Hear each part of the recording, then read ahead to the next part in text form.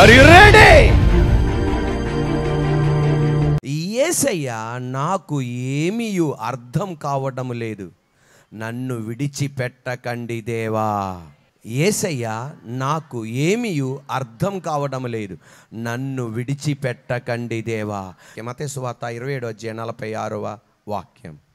ఇంచుమించు 3 గంటలప్పుడు యేసు ఏలి ఏలి లామా సబక్తాని అని బిగ్గరగా కేక వేశాను. ఆ మాటకు నా దేవా నా దేవా నన్నెందుకు చెయ్యి విడిచితివని అర్థము.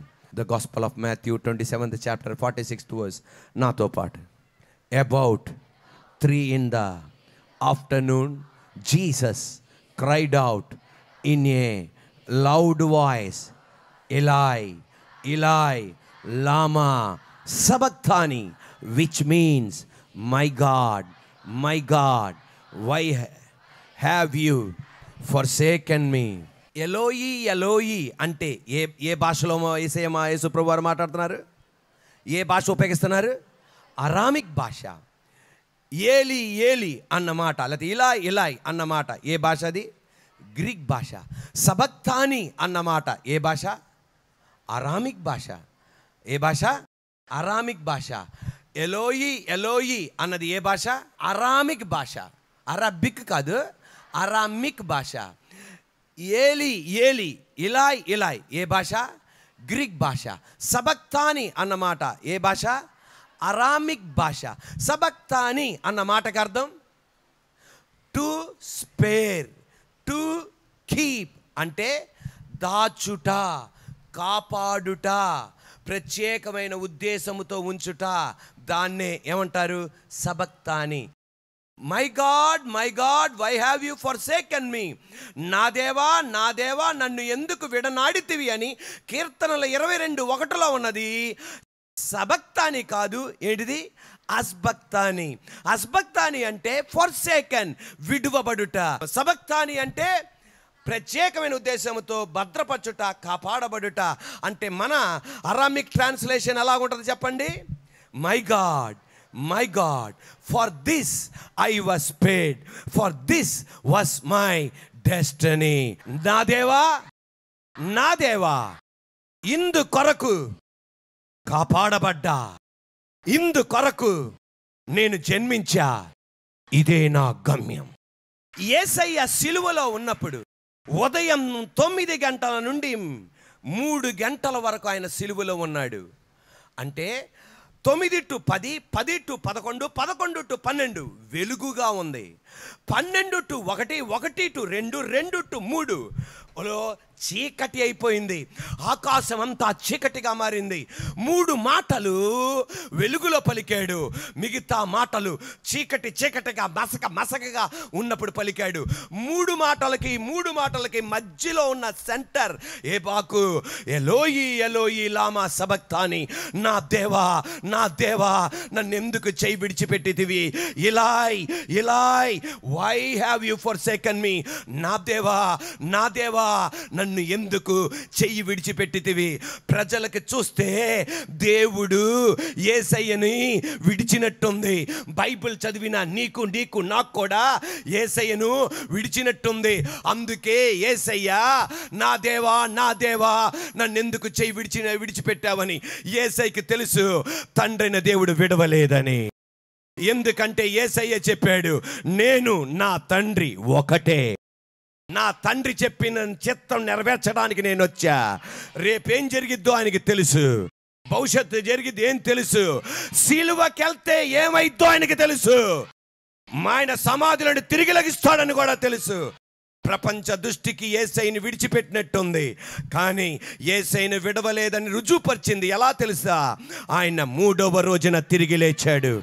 ప్రపంచానికి రుజువుపరిచాడు తండ్రైన దేవుడు నేను నా కుమారుని విడిచిపెట్టలేదని. ఈరోజు వాక్యమైన నీకు తెలుసు యేసయ్య నిన్ను విడవలేదని. వాక్యమైన నీకు తెలుసు యేసయ్య విడవలేదని. వాక్యమైన నాకు తెలుసు యేసయ్యని విడవలేదని. కానీ మన పరిస్థితులకు మార్పు రాకపోతే, మన కుటుంబాల్లో మార్పు రాకపోతే, మన జీవితాల్లో మార్పు రాకపోతే, యేసయ్యని నమ్ముకొని ఏమొచ్చింది మీకు అని అడుగుతారు.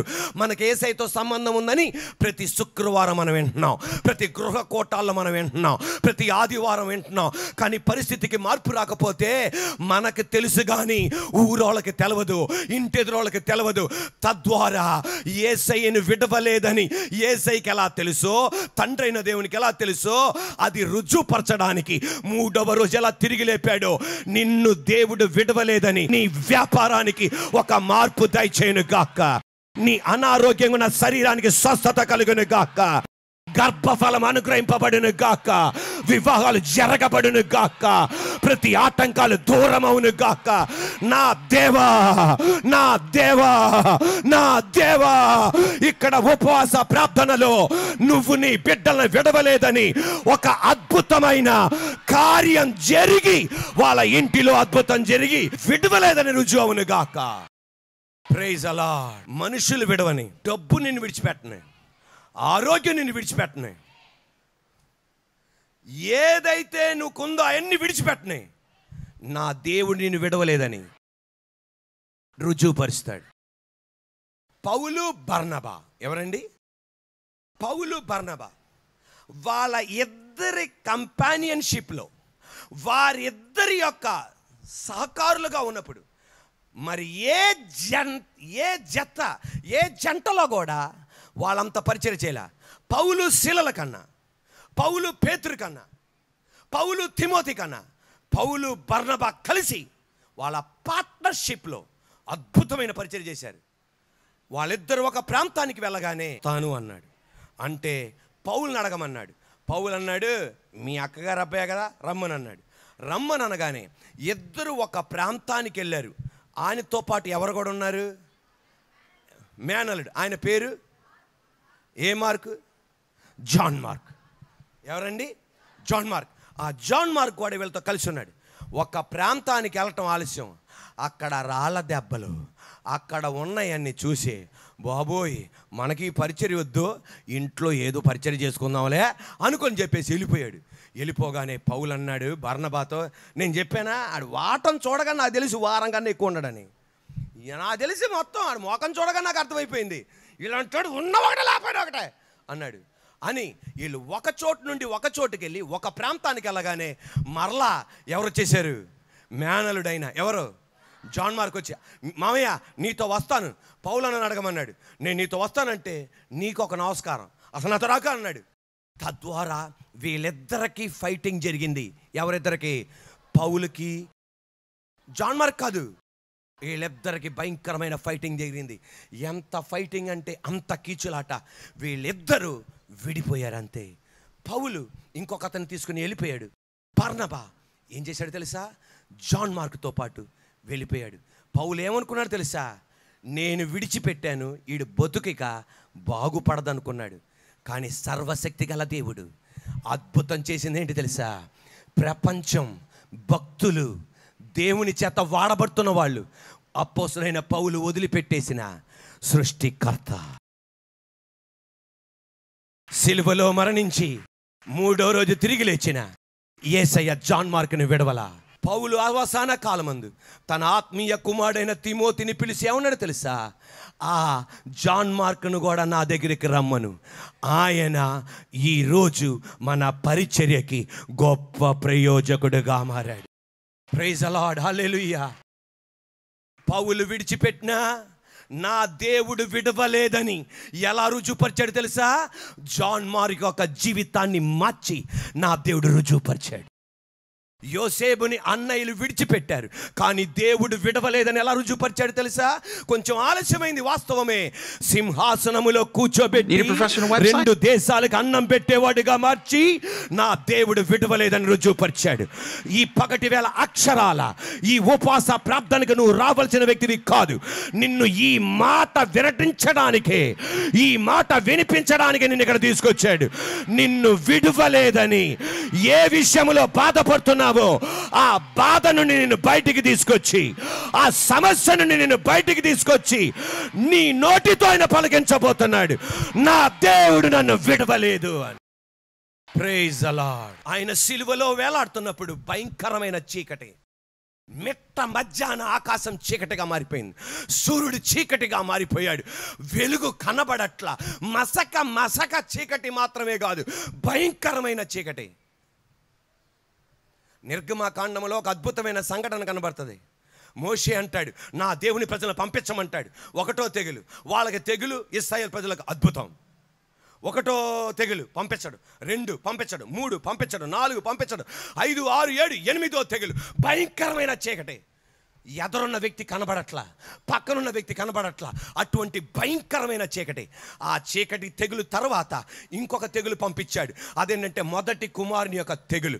అంటే ఎవరు, ఆ పాప అయినా అబ్బాయి అయినా జంతువు ఏదైనా, మొగదైనా ఆడ జంతువు అయినా మొగ జంతువు అయినా ఫస్ట్ ఉన్నాయి అన్నీ మరణిస్తుండగా నెక్స్ట్ ఏంటి తెలుసా, గొర్రె పిల్ల వధింపబడగానే ఫరో అన్నది, మోషే నీ దేవునికి ఒక నమస్కారం, నీకొక నమస్కారం, నీ దేవుని ప్రజలను తీసుకొని బయటికి వెళ్ళిపోమన్నాడు. ఒక మాట మీరు గమనించండి, చీకటి ప్రతిసారి శ్రమలకు మాత్రమే కాదు గుర్తు, న్యాయ విధికి మాత్రమే కాదు గుర్తు. చీకటి దేనికి కూడా గుర్తు తెలుసా, దేవుని యొక్క సన్నిధికి కూడా గుర్తు. సొలొమోన్ దేవుని మందిరం కట్టిన తర్వాత 2 చేతులు ఆకాశం వైపెత్తి, నీ సన్నిధి ఇక్కడ ఉండును గాక, నీ మహిమ ఇక్కడ ఉండును గాక అనగానే ఒక మేఘం ప్రత్యక్షమై ఆ మేఘములో దేవుని సన్నిధి ఆపరేట్ అయింది. దేవుడు తన కార్యం చేయగలిగాడు. ఎక్కడ సిలువలో వేలాడుతున్నాడు, భయంకరమైన చీకటి. కొంతమంది మసక చీకటి, ఏదైనా సరే ఒక చీకటిగా మారిపోయింది. అక్కడ చీకటి వచ్చింది నిర్గమకాండములో. ఇంకొక తెగులు తర్వాత గొర్రె పిల్ల వధింపబడగానే ప్రజలు బయటపడ్డారు. చీకటి కలిగింది, యేసయ్య అన్న గొర్రె పిల్ల వధింపబడ్డాడు. ఆలయ తెర చెనగబడింది. నిన్ను నన్ను వాడి చేతిలోని నన్ను బయటికి తీసుకొచ్చాడు ఆయన. Praise the lord. అబ్రహాం తన ఏకైక కుమారుని తీసుకొని మోరియా కొండపైకి వెళ్తున్నాడు. మోరియా కొండపైకి వెళ్తుండగా ఇస్సాకు అడిగాడు, డాడీ కట్టెలున్నాయి, నిప్పులున్నాయి, కత్తి ఉంది, బలిపశు ఎక్కడ? యెహోవా ఈరే. మోరియా కొండపైకి ఎక్కారు, బలిపీఠం కట్టారు. గొర్రె పిల్లను వధించినట్లుగా తన సొంత కుమారుని కత్తి తీసుకొని వధించబోతుండగా, బలి అర్పించబోతుండగా వెంటనే ఒక స్వరం వినబడింది, అబ్రహాము నీ కుమారుని మీద చెయ్యి వేయొద్దు, నీ కుమారుని మీద కత్తి మోపద్దు. మోరియా కొండపైన తన కుమారుడు మరణించకుండా ఉండడానికి ఒక యేసయ్య ప్రత్యక్షమయ్యాడు, ఒక కుమారుడు ప్రత్యక్షమయ్యాడు, ఒక తండ్రైన దేవుడు ప్రత్యక్షమయ్యాడు. మీకు తెలుసా, గొల్గోతా కొండపైన కుమారుడైన యేసయ్య ఒక్కడే గొల్గోతా కొండపైకి వెళ్తుండగా ఈ స్వరం వినపడలా. ఎందుకు తెలుసా, ఇంకొకళ్ళు లేరు నీకు మారుగా. అక్కడ ఇస్సాకు మారుగా ఒక యేసయ్య ఉన్నాడు, యేసయ్యకు మారుగా ఇంకెవ్వరు లేరు. అందుకని ఆయనే బలి అవ్వాల్సి వచ్చింది సిలువలో. Praise the lord. హల్లెలూయా. నా జీవితంలో జరిగే సంఘటనలు కొన్నిసారి మనకి ఏమీ అర్థం కాదు. ఈ మాట మీరు గమనించండి. ఇప్పుడు ఆమేననాలి. మన జీవితంలో ఎందుకు ఇలా జరుగుతుందో మనకు అర్థం కాదు. మనకు అర్థం కాకపోయినా దేవునికి అంతా అర్థమవుతుంది. నువ్వు ఎక్కడికి వెళ్తున్నావో కూడా ఆయనకు అర్థమవుతుంది. నువ్వు ఎలా ముందుకెళ్తున్నావో కూడా అర్థమవుతుంది. నెక్స్ట్ ఏం జరగబోతుందో కూడా ఆయనకు అర్థమవుతుంది. తద్వారా దేవుని ప్రణాళికలో ఉన్న నువ్వు, దేవుని చిత్తములో ఉన్న నువ్వు, ఇల్లు గందరగోళంగా మారినా, నీ స్థితి తలకిందలుగా మారినా భయపడక్కర్లా. ఆయనకంతా తెలుసు నువ్వు ఎట్టి వెళ్తున్నావు. నా దేవునికి అంతా అర్థమవుతుంది. Praise the lord. బెంగళూరు నుండి ఒక ఫోన్ కాల్ వచ్చింది. పాస్టర్ గారు మీతో మాట్లాడాలి. ఫోన్లో మాట్లాడుతున్నాను. నేను నా భర్త గారు 2 పిల్లలం, బాబు పాప ఆస్ట్రేలియాలో ఉండేవాళ్ళం. కొన్ని కారణాల వలన ఆస్ట్రేలియా నుండి బెంగళూరుకి వచ్చేసాం. ఏం జరిగిందో తెలియదు. మేము 2 విడిపోయాం. నా 2 పిల్లలు నా భర్తతో ఉంటున్నారు, బాబు పాప. నేను సపరేట్గా బెంగళూరులో ఉంటున్నాను. 15 సంవత్సరాలైంది మేము విడిపోయాం. ఇప్పుడు నా కుమారుడు +1 జూనియర్ ఇంటర్మీడియట్, నా కూతురు 9th క్లాస్. వాళ్ళకి నా స్వరమే తెలుసు తప్ప ఎప్పుడు నన్ను డైరెక్ట్గా చూడలా. నేను వాళ్ళని ఒక దొంగదానిగా వాళ్ళ కాలేజీల్లోనూ వాళ్ళ స్కూల్లోనూ నేను దాక్కొని చూస్తా. అమ్మగా నా ప్రేమ ఆరాటం తట్టుకోలేక వాళ్ళని చూస్తా. నా జీవితంలో ఏ భయంకరమైన పాపం ఏం జరగల, చిన్న విషయం. మేమిద్దరం విడిపోయాం. దీని వెనకాల మా అత్త మామలు ఉన్నారు, వెనకాల దీని వెనకాల మా కుటుంబ సభ్యులు ఉన్నారు. విడిపోయాం. నా కుమారుడు జూనియర్ ఇంటర్మీడియట్ చదువుతున్న కుమారుడు వాళ్ళ నాన్న పక్కన పెట్టుకొని మెర్సిడెస్ బెంజ్ కారు తోలుతున్నాడు, స్పీడ్గా తోలుతున్నాడు. నీకేమైనా అయిపోద్దురా అని చెప్పాలని ఉంది, కానీ కోర్టు రూల్ ప్రకారం నేను అక్కడికి వెళ్ళడానికి వీల్లేదు, వాళ్ళతో మాట్లాడటానికి వీల్లేదు. నన్ను అపార్థం చేసుకోకండి. మెర్సిడెస్ బెంజ్ కారు తోలుతున్నాడు తన కుమారుడు, తన భర్త పక్కన కూర్చున్నాడంటే వాళ్ళు ఎంత ధనవంతులై ఉండాలో చూడండి. డబ్బుకు లోటు లేదు, పదవికి లోటు లేదు. విడిపోయాం. నా కూతురు 9th క్లాస్, నాకన్నా ఎత్తు అయిపోయింది, నాకన్నా ఎర్రగా ఉంది, చూడటానికి చాలా బాగుంది అని ఫోన్లో ఏడ్చేస్తుంది. చూడటానికి చాలా బాగుంది. వెళ్ళిపోయి గట్టిగా కౌగలించుకొనిపిస్తుంది నా పాపని. కానీ కుదరదు. నేను అమ్మనమ్మ అంటే అర్థం చేసుకోరు, నా కొడుకు అర్థం చేసుకోడు. ఏం చేయాలో నాకేం అర్థం కావట్లా. నాతో చెప్పిన మాట, అన్నయ్య పాస్టర్ గారు నా భర్త మామూలు విశ్వాసి కాదు, ఇంగ్లీష్ క్వైర్ లీడ్ చేస్తాడు. నుక్కలైపోయింది. ఎందుకు ఇలాగ అయిందో నాకు అర్థం కావట్లా. ఈ రోజు నేను చెప్పనా ఎందుకు ఇలాగ అర్థం అయిందో నాకు అర్థం కావట్లా. కానీ నా తపనొకటే, అందరు విడాకులు ఇచ్చేయమన్నారు. నా తపనొకటే, మేము విడిపోము, మా ఇంటిని దేవుడు కలుపుతాడు. ఈ పగటి వేళను చప్పట్లు కొట్టుండగా భక్తిగా ఉన్నావు, పరిశుద్ధంగా ఉన్నావు, నిజాయితీగా ఉన్నావు. ఎందుకు నీ ఇంట్లో ఇలా జరిగిందో నీకు అర్థం కావట్లా. నా దేవునికి అర్థం అవుతుంది. తప్పనిసరిగా నిన్ను బయట తీసుకొస్తాడు. ఆమన్న మాట ఏంటి తెలుసా? దేవుని వాక్యమే నన్ను విడాకులు ఇవ్వనేకుండా రేపటి రోజన్న కార్యం చేస్తాడు. ఆమె ఒక మాట అంది, పాస్టర్ గారు మీ టీవీ ప్రోగ్రాం చూస్తున్నా, ఎప్పుడు నిరుత్సాహంగా ఉన్నా నాకు పెద్ద బూస్టప్ లాగా ఉంటుంది. సర్వ మహిమ ఘనతానికే కలుగునుగా. పెద్ద బూస్టప్ లాగా ఉంటుంది. ఖచ్చితంగా వేచి ఉంటున్నా, నా దేవుడు కార్యం చేస్తాడు. ఈ రోజున నా దేవా నాకేం అర్థం కావట్లా. నన్ను మాత్రం ఏం చేయకయ్యా, విడిచిపెట్టక దేవా. ఆమెతో అన్నా ఎలాగ నిలబడగలుగుతున్నావంటే ఆమె అంటున్న మాట, పాస్టర్ గారు ఎలా నిలబడతా నాకు అర్థం కావట్లా. ఆ రోజుకి దేవుడు ఆ శక్తి ఇస్తున్నాడు అంతే.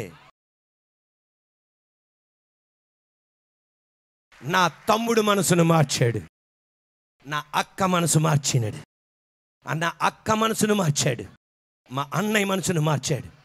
వాళ్ళెవ్వరు కూడా ఈ రోజుకి కూడా నేనొక ప్రయాసంగా మారలా. కానీ నేనే బాధపడుతుంటా, ఇదొక బతుకేనా,